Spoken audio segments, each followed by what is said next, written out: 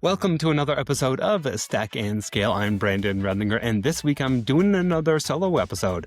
I'm going to show you how to personalize event follow-up at scale. And of course, we're going to be using Clay. We're going to first import a list, whether that's from booth scans at a conference like Dreamforce or from a follow-up list that you get from a smaller conference or show or event. And we're going to then enrich the person. We're going to enrich the company. We're going to write some formulas and AI prompts to make sure that we have everything we need for that personalized, relevant follow-up. And then we're going to automatically send those follow-up emails to those people right inside of Clay using Clay's native sequencing tool. So with all of that said, let's just jump right into it. Okay, here's the table. So we start with our CSV, which is going to be some basic info that we get, again, from either the booth scan downloads or the vendors themselves that say here are all the people that you can follow up with. And then it's going to go into this table here, which does most of the magic. And then it's either going to send it to one of these tables. And basically what we're doing here is lead routing. And it's either going to drop it into this email campaign, which again is Clay's native sequencing tool to send all those follow-ups, or it's going to send it into one of these sales territory tables that I built. It'll make a lot of sense once we actually walk through it. So actually, let's just jump into this here. All right, so I have two leads just from my example here, Josh Carter and Bruno. Why Josh and Bruno? Because I guess Josh is the last person I talked to before I built this. So he was top of mind. And then Bruno, Clay was top of mind. So I figured let's put him in here because he falls into a different criteria, which I'll show you in just a little bit. So we're starting off with very basic data here that you're going to get. You might get name, email, and company from, again, your badge scans or whatever. And then you're going to add your lead source, obviously. But I wanted to start very basic and then show you what we can do. So first thing that we're doing here is we have a waterfall to find their LinkedIn. And then we're going to enrich their person here. Then we're going to enrich the company. And this is just the data that I pulled into the table here. You obviously can pull any of this other data here right into the table from either the person or the company, but I decided just to pull this in. This makes the most sense for me. Do whatever makes sense for you. And then what I'm doing here is cleaning the job title. So I'm sure you've seen people on LinkedIn that say, their title is Chief Revenue Officer and then parentheses CRO or VP of Sales, comma, North America or something like that. So we want to clean that up. And then company, it's going to clean up the company. So there's not going to be any LLCs or inks or emojis, stuff like that.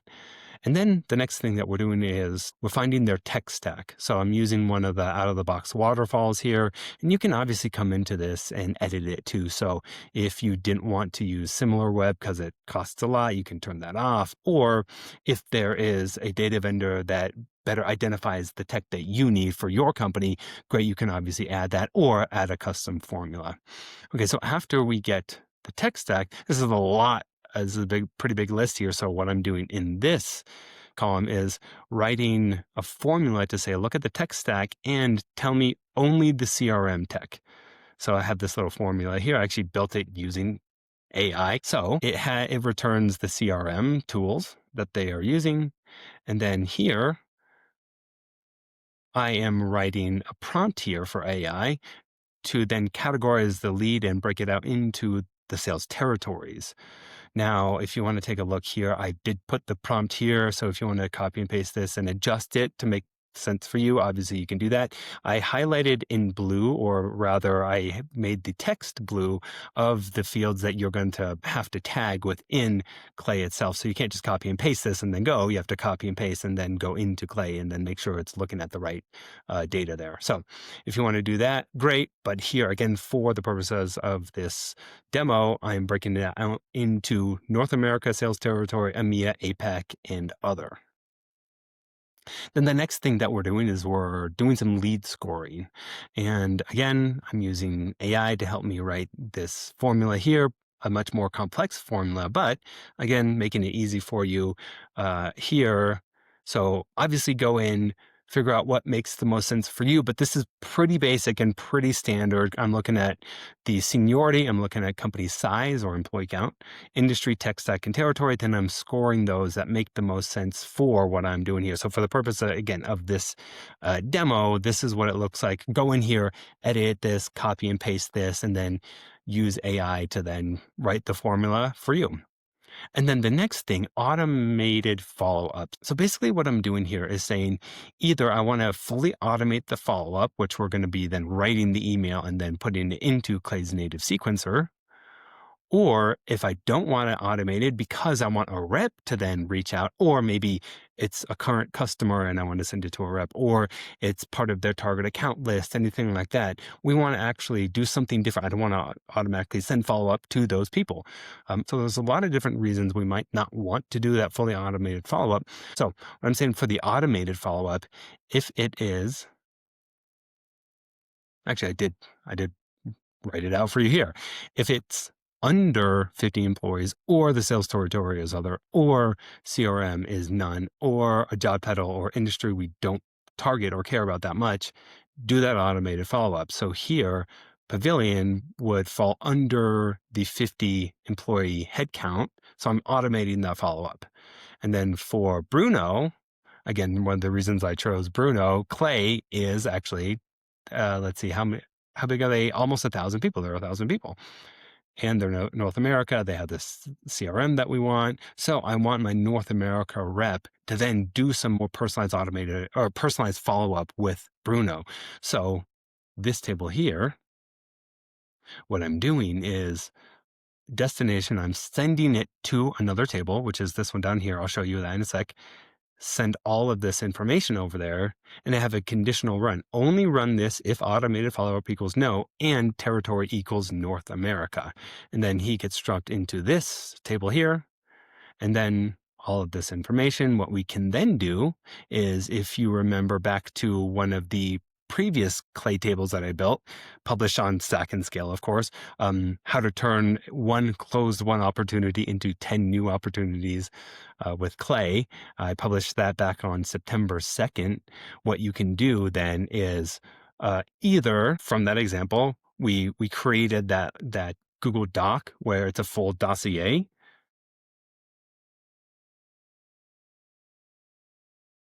Where we can say things like, name, and then, title at, and then company, that's the name of the doc. And then we can obviously pull in any of this information that we have on this person, put all of that into a Google Doc. And then after that, after we have that Google Doc, we can then send that over to Slack. So send a message to a channel within Slack. So for a full walkthrough on how to do that, how to set that up, how to do the markdown language on the Google Doc so it's formatted nicely, again, go back to that article that I wrote, how to turn one closed won deal into 10 new opportunities, on my Substack newsletter for that full walkthrough. So I don't want to spend too much time on that. But what I do want to spend more time on is going back and doing the automated follow-up. All right. Yeah. So again, we have, is it automated follow-up? If not, then it's either going to drop them into this table if they are North America, this one's for APAC, and this one's for EMEA. Otherwise, if they do qualify for automated follow-up, what I'm using is the Octave integration. So what I'm doing here, this is how I set it up. So this is personalizing the email sequence and writing the personalized pieces using AI. So here, just for this example, I'm using a 2-step email sequence. I want them to be short.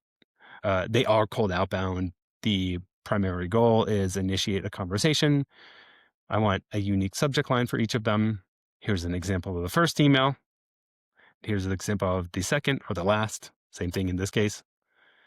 And then additional instructions for the sequence. So I don't know if you all saw, but there was a viral prompt out there from Sabrina Romanov on how to make your AI sound more human.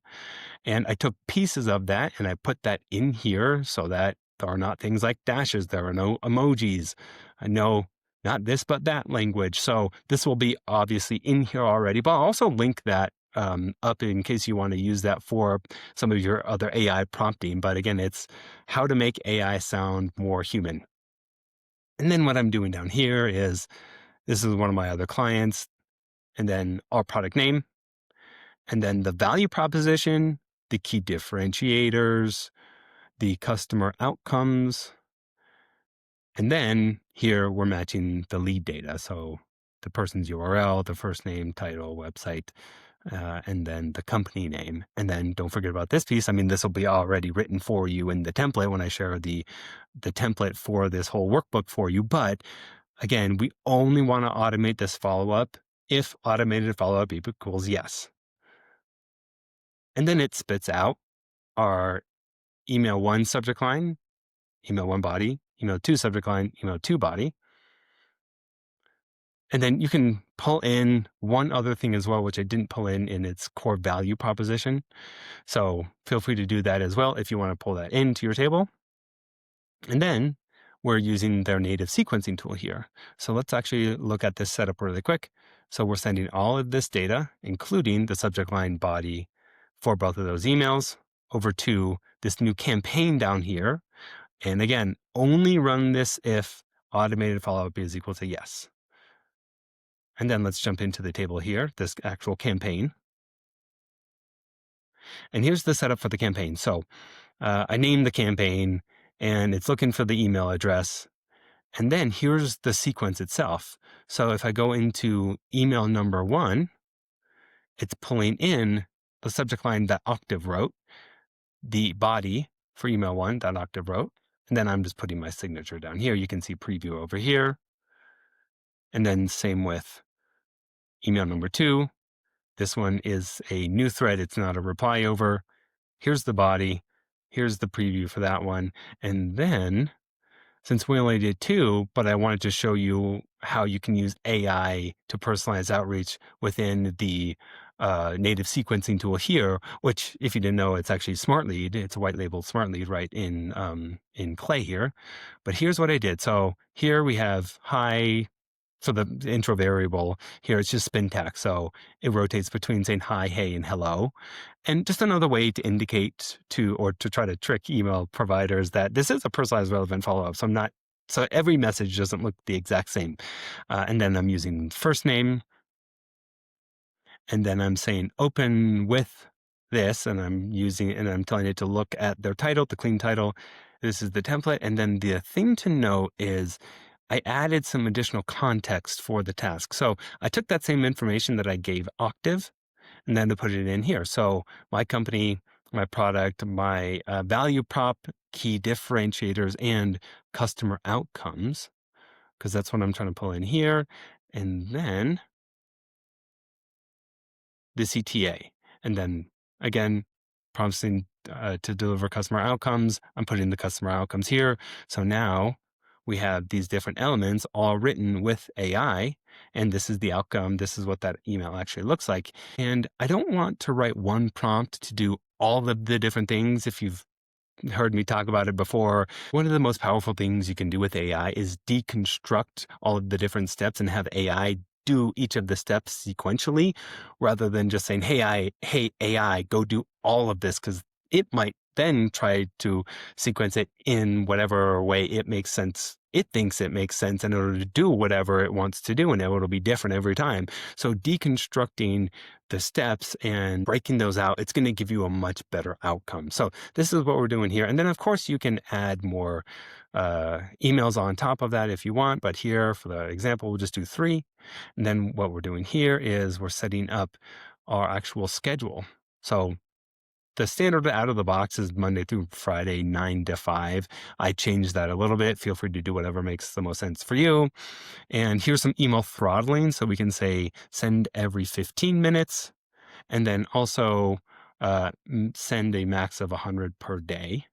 And then you can actually schedule the campaign. So schedule it to start on a specific day or just launch it right now. And the last thing that I skipped over, let's actually just go back to this real quick, is the sender setup. So you have to connect your inbox, obviously, with it. And the OAuth, you actually have to have Google Workspace admin permissions to do it. I'm actually just using my personal email up here, so I do not have a Google Workspace. This is just my personal Google. But you will need to connect it to Google. And again, you have to have admin rights, or obviously go work with someone who has admin access that can set up Clay as an approved app for you. That's just the easiest route. If you know SMTP protocol, you can obviously do that route. But again, this is going to be the quickest and easiest. All right, so high level, that's it. Now, a few things I want to touch on before we leave is if you go back over to our setup here, yeah, you'll notice that this is 18 and a half credits. So if you're uploading 100 leads, you're almost going to be burning through 2,000 credits. And credits obviously is one of those things we really got to pay attention to, and you can burn through those pretty quick.